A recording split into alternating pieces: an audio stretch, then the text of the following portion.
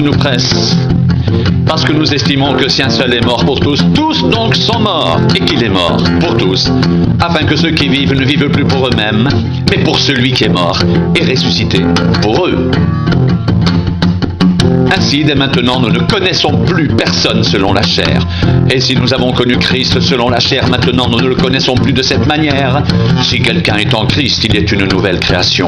Les choses anciennes sont passées, voici toutes choses sont devenues nouvelles. Et tout cela vient de Dieu qui nous a réconciliés avec lui par Christ et qui nous a donné le ministère de la réconciliation.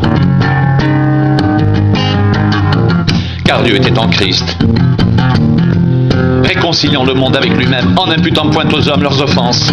Et il a mis en nous la parole de la réconciliation. Nous faisons donc les fonctions d'ambassadeurs pour Christ, comme si Dieu exhortait par nous.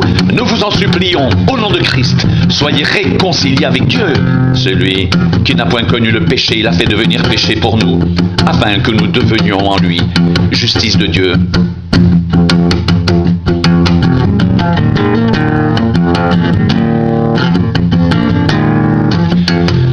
Puisque nous travaillons avec Dieu, nous vous exhortons à ne pas recevoir la grâce de Dieu en vain. Car il dit au temps favorable, je t'ai exaucé, au jour du salut, je t'ai secouru. Voici maintenant le temps favorable, voici maintenant le jour du salut.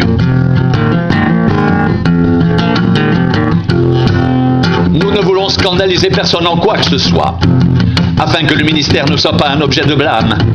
Mais nous nous rendons recommandables à tous égards comme serviteurs de Dieu, par beaucoup de patience dans les tribulations, dans les calamités, dans les détresses, sous les coups, dans les prisons, dans les séditions, dans les travaux, dans l'éveil, dans les jeûnes, par la pureté, par la connaissance, par la longanimité, par la bonté, par l'Esprit Saint, par un amour sincère, par la parole de vérité, par la puissance de Dieu, par les armes offensives et défensives de la justice, au milieu de la gloire et de l'ignominie, au milieu de la mauvaise et de la bonne réputation, étant regardé comme imposteur, quoique véridique, comme inconnu, quoique bien connu, comme mourant, et voici nous vivons, comme châtiés, quoique non mis à mort, comme attristés, et nous sommes toujours joyeux, comme pauvres, et nous en enrichissons plusieurs, comme n'ayant rien, et nous possédons toutes choses.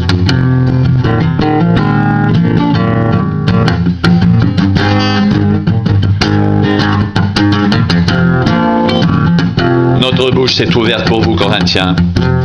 Notre cœur s'est élargi, vous n'y êtes point à l'étroit. Mais c'est votre cœur qui s'est rétréci pour nous. Rendez-nous l'appareil. Je vous parle comme à mes enfants. Élargissez aussi votre cœur.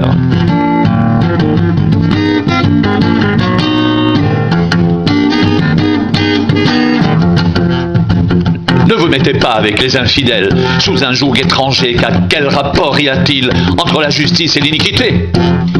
Ou qu'y a-t-il de commun entre la lumière et les ténèbres? Quel accord y a-t-il entre Christ et Bélial?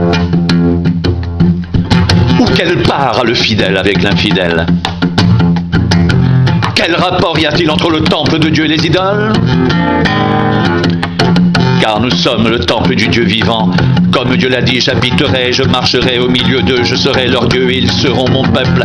C'est pourquoi sortez du milieu d'eux et séparez-vous, dit le Seigneur, ne touchez pas ce qui est impur. Et je vous accueillerai, je serai pour vous un père, et vous serez pour moi des fils et des filles, dit le Seigneur Tout-Puissant.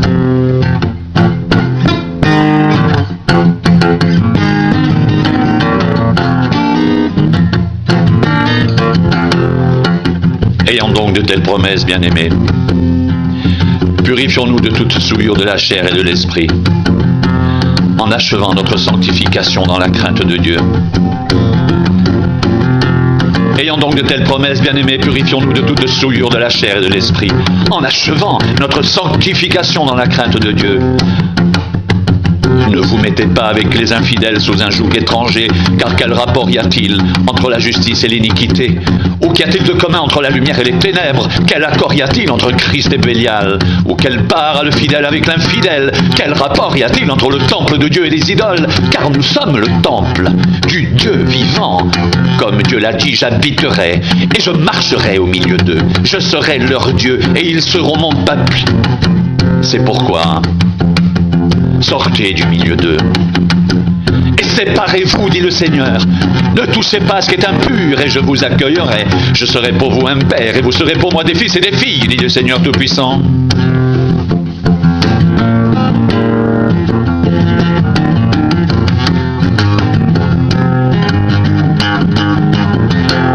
Ayant donc de telles promesses, bien-aimés, purifions-nous de toute souillure de la chair et de l'esprit en achevant notre sanctification dans la crainte de Dieu.